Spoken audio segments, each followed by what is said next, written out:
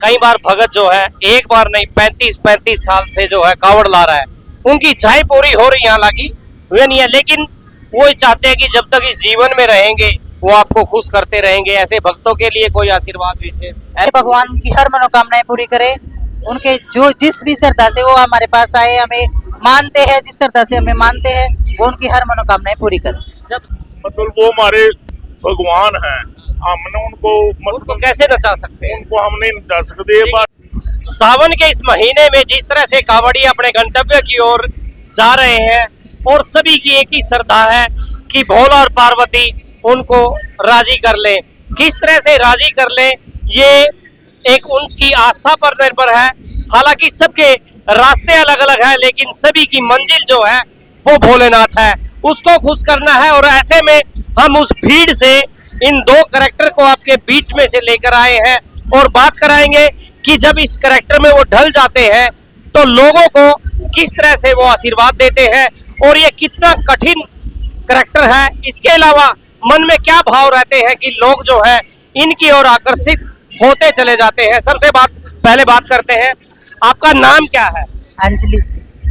यही पानीपत से रहने वाले हैं? हाँ जी, मैं पानीपत से ही हूँ।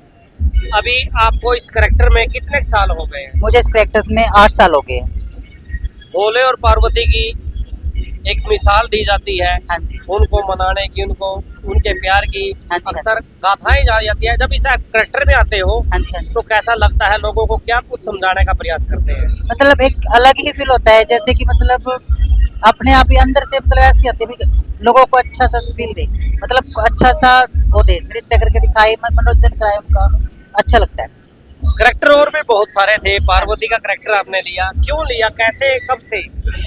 8 साल हो गए मुझे, बस ऐसे ही मन में आया था, एक दिन वैसे ही चली गई थी डांस देखने के लिए, अच्छा लगा तो मन को भाया, मैंने किया। जब भोलेनाथ रूठ जाते हैं तो कैसे पार्वती कैसे मनाती है? बस क्या चाहते हैं वो, ऐसे चाहते हैं भाई भक्तों को खुश रखे, हम भी वही रखते हैं, भाई भक्त खुश रहे, हम भी खुश रहे, बस यही चाहते हैं हम भी।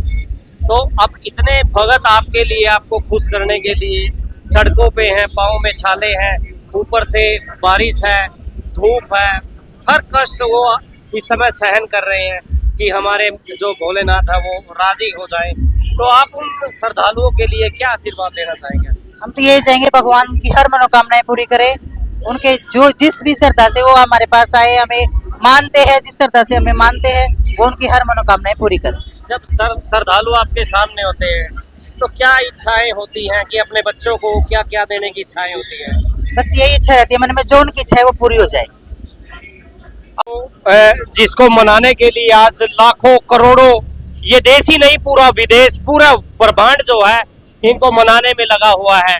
किसी तरह ये राजी हो जाए तो उनका जीवन जो है वो सफल हो जाए। कष्ट कोई भी हो, बारिश हो, धूप हो, कुछ भी हो, उनके पाँव में छाले पड़ जाए, लेकिन भोलेनाथ जो है वो राजी हो जाए। सीधी बात कराता हूँ, भोलेनाथ सबसे पहले अपना परिचय आप दे दें।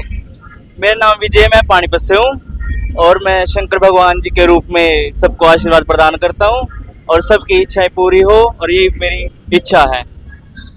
भोलेनाथ, अब कष्ट आप देख रहे होंगे भक्तों के, हर आदमी की तमन्ना है दिल में कि मेरा ये काम हो जाए, मेरी दुकानदारी ठीक हो जाए, मेरे बच्चों की शादी हो जाए, उनको बच्चे हो जाए, तमाम इच्छाएं हैं। तो कैसे आप इन बच्चों को खुश करें?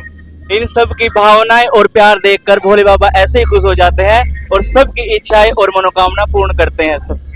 भोलेनाथ, कई बार भगत जो है एक बार नहीं 35 साल से जो है कावड़ ला रहा है, उनकी इच्छाएं पूरी हो रही हैं, हालांकि वे नहीं है, लेकिन वो चाहते हैं कि जब तक इस जीवन में रहेंगे वो आपको खुश करते रहेंगे। ऐसे भक्तों के लिए कोई आशीर्वाद दीजिए। ऐसे भक्त जो बिल्कुल अपनी नियत और दिल से हिसाब से चलते हैं, उनकी हर मनोकामना जरूर पूरी होती है।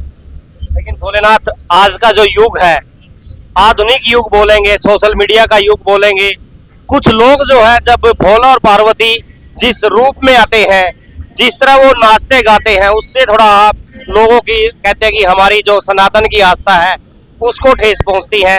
उन भक्तों को किस प्रकार समझाना चाहेंगे? उन भक्तों को इस प्रकार है कि सभी भगत जैसे भी हम दोनों शिव और पार्वती का रूप देखते हैं और इससे हम उनके मन में को भा जाते हैं बिल्कुल, और वो एकदम एकत्रित हो जाते हैं कि शंकर भगवान आ गए हैं और वो हमारा आशीर्वाद पाने के लिए सबके पास आते हैं। लेकिन लोग ये कहते हैं कि हम भक्तों के सामने जो भगवान है वो नहीं नाचते, कुछ इस प्रकार की लोगों की भावना है।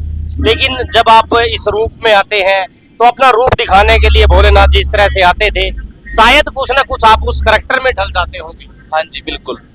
माता जी कुछ ऐसी बात- बिल्कुल जी बिल्कुल, मतलब आप पूरी तरह से उस करैक्टर में ढल जाते हैं। बिल्कुल सच्चाई है ये बात। हमें अपने आप ही अंदर भाव से ये लगता है भी हम मतलब लोगों को कुछ सिखा सकते हैं, क्योंकि हम एक कलाकार है, अपनी कलाकारी दिखाने के लिए कुछ भी कर सकते हैं। लेकिन दूसरों को नहीं अच्छा लगता, लेकिन हम दूसरों के लिए नहीं, हम अपने भक्तों के लिए। पड़ता पे जो जिस प्रकार के गाने चलते हैं उस पे क्या कहेंगे? देखो गाने तो एक कलाकार बनाने वाला है, जैसे मर्जी बना लो उसको। तो वैसे जो आस्था भाव अंदर होने की वो तो हो ही है, आस्थाएं तो नहीं मिट सकती ना, तो यही बात है। चलो 11 तारीख को जल है, हाँ जी इससे पहले सभी लोग जो अपने गंतव्य पे जा रहे हैं, हाँ जी। तो लास्ट में जो लोग हमारे वहां तक नहीं पहुंच पाए, जल नहीं ले पाए, लेकिन आस्था करोड़ों लोगों की है, ऐसे लोगों को कैसे आशीर्वाद देंगे? वो सिर्फ उनके मन के भाव और नियत के ऊपर डिपेंड करता है कि वो कैसी आस्था लेकर आए थे। उनकी मनोकामना चाहे वो जाए या ना जाए, उनकी यहीं पूरी हो जाएगी। तो देखिए भोलेनाथ चाहे कोई जाए चाहे ना जाए, बहुत बड़ी बात उन्होंने कही है कि वो हर भक्त की सुनते हैं, और ऐसे सुनते हैं कि आपको पता भी नहीं चलता आपके बिगड़े काम किस तरह से वो पूर्ण कर देते हैं, ये भली भांति जानते हैं। हालांकि कलाकार हैं, लेकिन कलाकारों को उस करैक्टर में ढलना पड़ता है। लोग कई बार सवाल उठा रहे हैं, लेकिन सवाल उठाना और कहना ये परंपरा है लोगों की, लेकिन आप उसमें सिर्फ पॉजिटिव वेव क्या है, उनकी आस्था क्या है, उनकी श्रद्धा क्या है, उनका समर्पण क्या है, वो देखते हुए भोलेनाथ जो है राजी होते हैं, कष्टों को सब दूर कर देते हैं। 1-2 दिन में जैसे ही वो कावड़ लेकर लोग आ रहे हैं, उनकी आस्था धीरे धीरे उनके कष्ट जो है वो दूर हो जाएंगे और प्रभु भोलेनाथ जो है वो खुश होंगे। आपसे अपील, हालांकि हमारी त्रुटियां रही होंगी इस वीडियो में, पहली बार भोलेनाथ का इंटरव्यू लेने की कोशिश की है, हमारी औकात नहीं है, लेकिन इस पूरे कार्यक्रम को करने वाले कुछ भगत जन भी हमारे साथ जुड़े हैं, बात करेंगे। सर आज सरपंच नूरल, जी क्या कहना चाहेंगे? एक भव्य कार्यक्रम आप करा रहे हैं, शिविर में कावड़ियों की सेवा कर रहे हैं, क्या कहना चाहेंगे? मैं ये कहना चाहता हूँ कि जो हमारा सनातन धर्म है, जो कि अब लोग बहुत ही 5-7 साल से बहुत इसमें अग्रणी श्रेणी में भाग लेने लगे हैं अब, और मैं ये भी चाहता हूँ कि हमारे नौजवान और बच्चे हमारे शास्त्रों का अध्ययन करें, जिससे उनकी मानसिकता है ना एकदम पवित्र हो जाए।